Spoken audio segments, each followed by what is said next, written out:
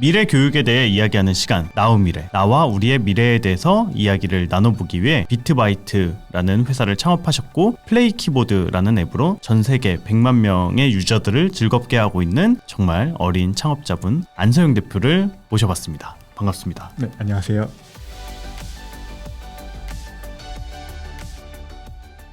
지난 영상에서도 그렇고 젊은 나이에 100만 다운로드를 할 수 있는 앱을 만들고 투자도 받아서 초기 기업으로서 잘 성장하고 있는 모습을 좀 많은 분들이 좋아했던 것 같아요. 그러면서 이 사람은 좀 배경이 어떻게 될까 궁금증에 관한 댓글들이 굉장히 많이 달렸어요. 네, 사실 제가 뭐 창업을 이렇게 하고 성과를 지금 만들어 가고는 있지만 이렇게 할 수 있었던 가장 큰 이유는 그냥 복잡하게 생각할 거 없이 되게 단순하게 생각해서였던 것 같아요. 예를 들면 뭐 이번에 새로운 기능을 이제 추가할 건데 뭐 반응이 좀 안 좋으면 어떡하지? 비즈니스 모델을 붙였는데 돈이 잘 안 벌리면 어떡하지? 뭐 이런 걱정이 이제 드는데 계속 그 걱정만 하면 사실 끝은 없잖아요. 그게 아니라 그냥 어떤 기능을 추가해야 우리 사용자들이 열광할까? 아니면 어떻게 만들어야 우리 유저들의 지갑을 열 수 있을까?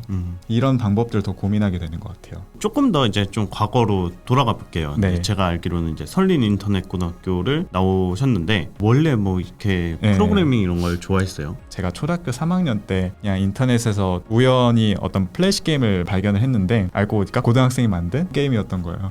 그때까지만 해도 게임에 대한 제 인식은 뭔가 이제 메이플 스토리나 뭐 카트라이더 이렇게 막 되게 퀄리티 높고 뭔가 어른이나 만들 수 있는 천재 개발자나 만들 수 있는 그런 거라고 생각했는데 이걸 고등학생이 막 그림판으로 만들었다고 하니까 그 자체가 충격이었거든요. 그래서 나도 게임을 한번 만들어 보고 싶다라는 생각이 들게 되었고 근데 제가 그때 프로그래밍을 하는 걸 몰랐으니까 어찌어찌 해서 검색을 하다가 뭔가 파워포인트로도 간단하게 게임을 만들 수 있다고 해서 그때부터 그래서 허접하지만 게임 만든 거에 관심을 갖게 됐고 그러다 보니까 자연스럽게 이게 소프트웨어로 또 이어지게 된 것 같아요. 그러면은 이제 인터넷 고등학교를 가겠다. 네. 이것도 부모님한테 먼저 말씀을 드린 거예요? 부모님이 먼저 권유를 해주셨어요. 컴퓨터 이렇게 배울 수 있는 고등학교가 있다는데 이런 데 가보면 어떻겠냐. 먼저 권유를 하셔가지고 찾다 보니까 저도 이 학교에 입학하고 싶다라는 마음이 생기게 됐습니다. 설린에 입학을 했는데 어땠어요? 네. 설린이라는 환경, 그냥 인문계 고등학교 환경과 좀 네네. 어떤 게 좀 다른 것 같아요? 네, 좀 놀라실 수도 있는데 학교 자체가 규정이란 게 딱히 없어요. 뭐 예를 들면은 두발 규정, 머리 뭐 염색하면 안 된다, 뭐 이런 것도 없고요. 네. 그다음에 뭐 교복이 있긴 한데 그냥 상관없이 사복 입고 다녀도 됩니다. 그래서 전 3년 내내 사복 입고 다녔습니다. 와 대박. 교복이 있는데 신기하다. 네, 진짜 약간 대학교 축소판, 미니 대학교 그런 느낌이에요. 그리고 이제 전교에서 와이파이가 다 되고요. 와. 학생들도 다 이제 노트북 하나씩 들고 다니면서 뭐 쉬는 시간이나 점심 시간에는 이제 노트북 펴고 뭐 각자 코딩하거나 뭐 이렇게 개발하거나 이제 그러고. 그러면은 네. 소프트웨어가 뜨니까 온 사람들이 많은 것 같아요? 아니면 정말 컴퓨터가 좋아서 네네. 온 친구들이 많은 것 같아요? 사실 제가 입학할 때만 하더라도 그렇게 뭐 정부에서 코딩 교육 이런 걸 밀어주지 않을 때여서 그때까지만 그냥 자발적으로 학생들이 오고 싶어서 오는 친구들이 대부분이었던 것 같아요. 입학 설명회 때 이제 학생들이 부모님 손을 잡고 끌고 왔었는데 요즘 부모님이 학생들 손을 끌고 오더라 이런 소문이 있습니다. 맞아요. 이제 대학 입시도 컴퓨터 공학과가 정말로 문턱이 높아졌다 이런 이야기들도 있고. 네네. 그러면 이제 고등학교 때 첫 창업을 시작을 한 건데 고등학교 3학년이 됐고 좀 비즈니스를 해보겠다 하는데 좀 어땠어요? 이제 심리적으로나 이제 주변에 선생님 부모님들도 좀 걱정하는 게 있었을 것 같고. 걱정은 사실 조금 있었지만 그래도 이 사업을 그럼 포기하고 내가 대학 진학에 다 올인을 하거나 뭐 취업 준비를 한다 이건 이렇게 하기엔 좀 아쉬움이 컸었어요. 왜냐면은 그 당시에 저희가 만든 키보드 앱이 굉장히 많은 사랑을 받고 이렇게 많은 사람들이 사용하고 있다는 걸 기회라고 봤거든요. 기회라는 게 계속 있는 건 아니잖아요. 그쵸. 네, 이 기회를 한번 잡아보고 싶다는 마음이 제일 컸던 것 같아요. 사용자들의 선택을 받았을 때 그 희열. 네, 엄청나죠. 그 좋아하는 게 있는데 어떻게 문제집이 안 들어오지. 맞아요. 사실 그런 희열, 우리가 만든 제품을 사람들이 사용하고 거기에 대한 피드백이 올 때 그때가 저는 가장 기뻤어요. 우리가 이렇게 그냥 만들었는데 사람들이 쓰네. 그리고 막 사람들이 너무 좋다고 막 하네. 그것 때문에 더 사업을 하겠다라고 결심을 한 것도 있는 것 같아요. 청소년 창업이라는 거를 겪어보니까 좀 뭐가 좋았고 뭐가 좀 아쉽거나 힘들었고 이런 게 있을까요? 일단 제일 좋았던 점이 바른말 키패드나 플레이 키보드나 그렇듯이 저희 타겟은 항상 10대였거든요. 흔히 요즘 Z세대라고 하는 10대였는데 그걸 만드는 저희들도 10대예요.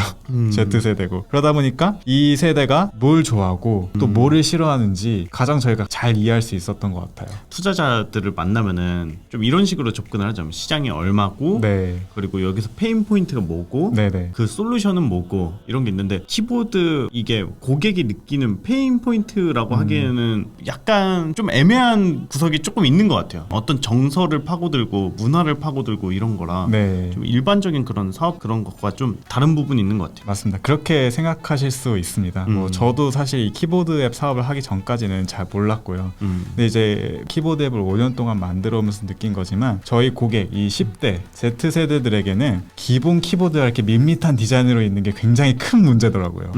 자기가 좋아하는 디자인, 캐릭터, 연예인으로 꾸미는 것이 Z세대에게는 굉장히 중요한 가치라는 것을 깨달았습니다.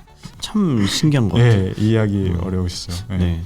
이렇게 나이가 들어가나? 그 어려웠던 점, 뭐 아쉬웠던 점. 학교라는 그런 틀에서 벗어날 수가 없는 게 좀 힘들었어요. 사업을 하려면은 뭐 외부에서 미팅해야 될 일도 굉장히 많고 갑자기 버그가 터졌다든가 이런 긴급한 이슈가 있을 때 바로 대응을 해줘야 되는데 수업 시간이란 게 있다 보니까 그 시간에는 뭐 일을 하거나 아니면 밖에 나갈 수가 없잖아요. 그런 것들이 좀 어려웠던 것 같아요. 그 다음에 또 좀 이거는 서러웠던 점인데 사무실이 없다는 거.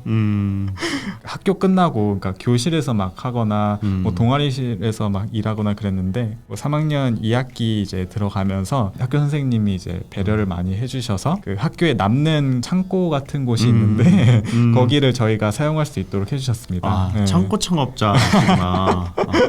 네, 안 쓰는 공간에서 학교 끝나고 이제 사무실처럼 일을 할 수 있게 됐습니다. 결국에는 제가 알기로는 그래도 대학을 가긴 갔잖아요. 네. 어떤 과정이었고 네네. 본인 생각은 어땠고 선생님이나 이제 부모님께서 많이 하신 말씀이 이제 대학 한번 이제 그래도 지원을 해보는 게 어떻겠냐고 이제 말씀을 해주셔가지고 자기소개서 이런 것도 작성하고 면접 이런 거 이제 준비하고 그래서 국민대학교 소프트웨어 학부에 입학을 할 수 있게 됐습니다. 사실 붙을 줄 몰랐거든요. 면접 봤을 때 이제 대학 와서도 창업 활동을 제가 계속 하겠다고 말씀을 드렸어요. 별로 안 좋아하실 줄 알았는데 이렇게 붙여주신 걸 보면은 좋게 봐주신 것 같습니다. 그러면은 좀 수익할 수 있는 비즈니스를 해야겠다. 이건 네. 좀 어느 시점부터였어요? 수익 모델에 대한 고민을 본격적으로 하기 시작한 것은 제가 대학교 올라오고 나서부터였어요. 키보드 앱에 뭐를 결합하면은 돈을 벌 수 있을까를 생각했는데 뭐 키보드에 쇼핑이 들어가면 어떨까? 뭐 송금이 들어가면 어떨까? 그러다가 그냥 어느 날, 그러니까 2017년 여름 어느 날에 지하철에서 제가 이제 핸드폰을 기사를 보다가 정말 우연히 이모티콘 시장이 굉장히 급성장하고 있다. 이런 기사를 보게 됐습니다. 진짜 처음엔 별 생각 없이 보다가 이모티콘이랑 키보드 한번 결합해볼까 했는데 갑자기 막 그런 생각이 떠오른 거예요. 내가 키보드에 치는 말에 따라서 이 귀여운 캐릭터 이모티콘이 막 이렇게 움직이면 어떨까. 막 키역키역 치면 막 햄스터가 막 웃고 있고 네, 막 이렇게 안녕이라 치면 손 흔들어주고 막 크크 치면 같이 웃어주고 이렇게 막 입력한 말에 공감해주면은 우리 10대의 고객들이 되게 좋아하지 않을까? 이런 생각이 들었어요. 그래서 이제 새로운 팀원들도 뽑아서 이제 플레이 키보드라는 앱으로 새로 기획을 해서 개발을 시작하게 됐습니다. 그러면은 현재까지는 100만 다운로드 정도 됐고 지금 하고 있는 고민 중에서 좀 가장 큰 고민 이런 게 있다면 좀 어떤 게 있을까요? 이게 회사가 커지면 커질수록 두려운 감정도 생기는 것 같아요. 저는 제가 이런 두려움이란 감정을 사업하면서 느낄 줄은 몰랐어요. 어느 날 갑자기 그냥 멍하니 이제 사무실을 딱 보니까 팀원들이 너무 많은 거예요. 뭐야 왜 이렇게 언제 이렇게 많았지? 대표자가 아니라 약간 22살 안서영의 눈을 보니까 이 사람들은 왜 나랑 같이 일하고 있지? 이 사람들의 생계를 내가 책임지고 있네? 진짜 잘해야겠다 이런 생각이 들었어요. 나랑 같이 20대 초반에 인생을 걸고 사업한 사람들인데 그 다음에 전 세계 뭐 200개 국가에서 지금 이 순간에도 막 몇만 명 몇십만 명이 스키보드 쓰고 있는 거예요. 서비스가 만약에 중지된다면 이 고객들이 참 슬퍼하겠다. 서비스 계속 이어나가야겠다 이런 생각이 들었습니다. 계획이나 뭐 포부 같은 게 있다면 어떤 게 있을까요? 급한 과제가 하나 있는데요. 저희가 아직 안드로이드 앱밖에 없어요. 그래서 이제 아이폰 쓰시는 해주신 분들이 댓글도 많이 달아주셨는데요. 그래서 이제 아이폰 앱을 빨리 개발하는 게 저희 가장 큰 목표 중 하나고요. 장기적으로 이제 저희 회사에 비전이 있는데 지금은 이제 고작 100만 명에 불과하지만 저희 꿈은 100만 명이 고작이 아니죠. 저희 네. 꿈은 이제 전 세계에서 1억 명이 사용하는 소프트웨어를 만드는 거예요. 그래서 그 사람들의 소통이 더 가치 있고 행복해지도록 만드는 것이 저희 회사의 비전입니다.